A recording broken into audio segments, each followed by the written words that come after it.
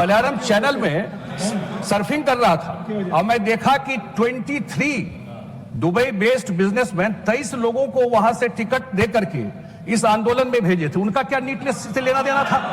और ये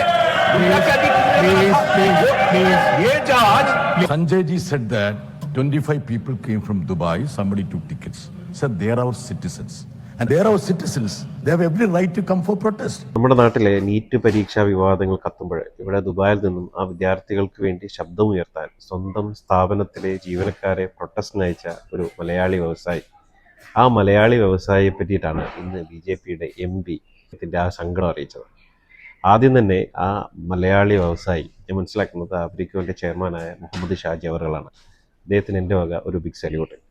നാട്ടിലെ ലക്ഷക്കണക്കിന് കുട്ടികളുടെ ഭാവിയെ ഓർത്ത് ജോലി സമയം പോലും വിദ്യാർത്ഥികളുടെ നീതിക്കായി മാറ്റിവെക്കാൻ കാണിച്ച മനസ്സ്, അത് ഒരു പ്രവാസിയുടെ മനസ്സല്ല.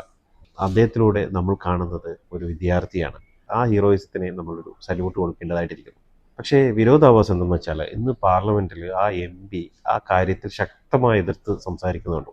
നമ്മൾ കൊടുക്കുന്ന മറുപടി ഗൾഫിൽ കിടന്ന് നാടിനു വേണ്ടി ചോരയും നീരും ഒഴുക്കുന്ന ഈ പ്രവാസികളുടെ മക്കളും ബന്ധുക്കളും അല്ലേ സർ ഈ നാട്ടിലെ നിങ്ങളുടെ സർക്കാർ നടത്തിയ നീറ്റ് അഴിമതിയിൽപ്പെട്ടിരിക്കുന്നത്? അവരൊന്നും ചൊവ്വാഗ്രഹത്തിൽ നിന്നുള്ള വിദ്യാർത്ഥികളോ വിദ്യാർത്ഥിനികളോ അല്ല.